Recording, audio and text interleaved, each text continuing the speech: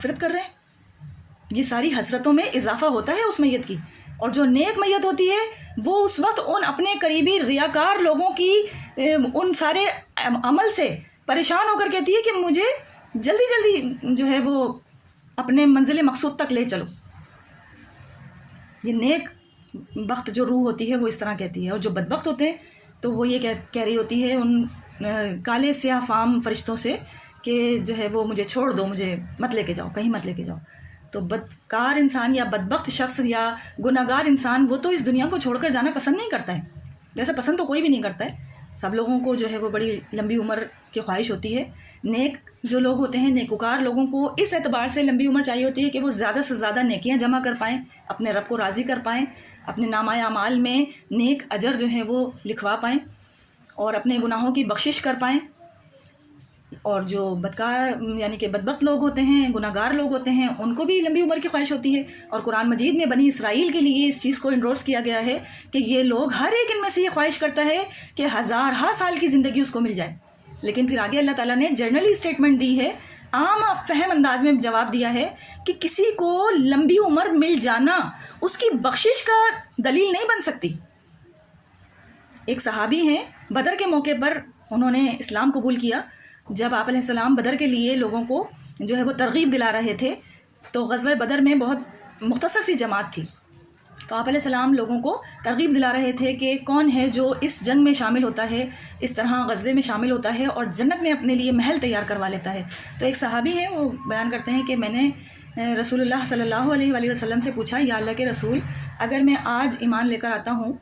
تو کیا میرے پچھلے کے سارے گناہ معاف ہو جائیں گے اور مجھے جنت میں جو ہے وہ محل مل جائے گا؟ تو آپ علیہ السلام نے فرمایا کہ کلمہ پڑھنا، لا الہ الا اللہ محمد رسول اللہ کا اقرار کرنا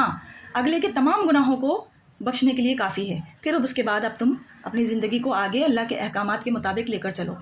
تو وہ شخص کے لیے آتا ہے کہ وہ جنگ بدر میں شامل ہوا، مطلب اس نے شامل ہوا اور وہ وہاں پر شہید بھی ہو گیا، یعنی کہ کوئی نمازیں، کوئی تہجد، کوئی روزے، کوئی صدقات، کوئی خیرات، کوئی عمل کرنے کا اسے موقع نہیں ملا، وہ غزوہ بدر میں شہید بھی ہو گیا۔ تو آپ علیہ السلام نے اس کے جنازے پر کھڑے ہو کر فرمایا کہ اگر کسی کو جنتی دیکھنا ہے تو اس شخص کو دیکھ لو۔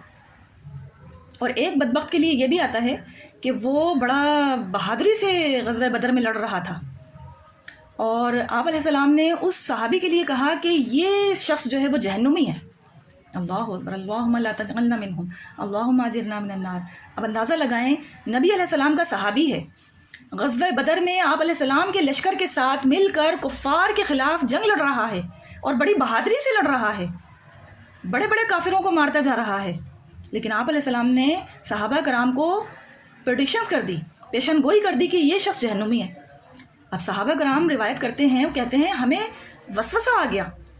شک ہمارے دل میں آ گیا کہ کہیں یہ آپ علیہ السلام کی بات جھوٹ ہی نہ ہو جائے، بھئی یہ شخص تو اتنی بہادری سے میدان جنگ میں کفار کا مقابلہ کر رہا ہے اور آپ علیہ السلام کہہ رہے ہیں کہ یہ جہنمی ہے۔ پھر صحابہ کرام کہتے ہیں کہ ہم اس شخص کے پیچھے پیچھے رہے، اس کو دیکھتے رہے، آبزرو کرتے رہے میدان میں غزوہ بدر کے موقع پر کہ کیا ہوتا ہے اس کے ساتھ معاملہ۔ پھر کیا ہوا، دیکھا صحابہ کرام نے کہ اس شخص کو زخم لگے اور وہ اپنے زخموں کی تاب نہ لا سکا اور اپنے زخموں کی تکلیف برداشت نہ کر سکا۔ پھر آخر میں اس شخص نے کیا کیا، اپنی ہی تلوار کو زمین پر کھڑا کیا اور اپنے جسم کو اپنی ہی تلوار پر گرا لیا، یعنی کہ کفر کی موت، مر گیا نا، خودکشی ہو گئی۔ وہ تو زخم کی تاب نہ لا کر اگر انسان خودکشی بھی کرتا ہے، چاہے سے وہ میدان جنگ بھی ہو، تب بھی اللہ کے حضور اس کی وہ قربانی قبول نہیں ہے۔ تو اندازہ لگائیں میری بہنوں، اللہ رب العالمین کو اپنے بندوں سے کیا ڈیمانڈ ہے؟ تکالیف پر صبر، مشکلات پر شکر، اللہ رب العالمین کے احکامات پر عمل۔ اللہ رب العالمین کو تو یہی مقصود ہے، یہ سمجھنے کی ضرورت ہے۔ جس بہن کا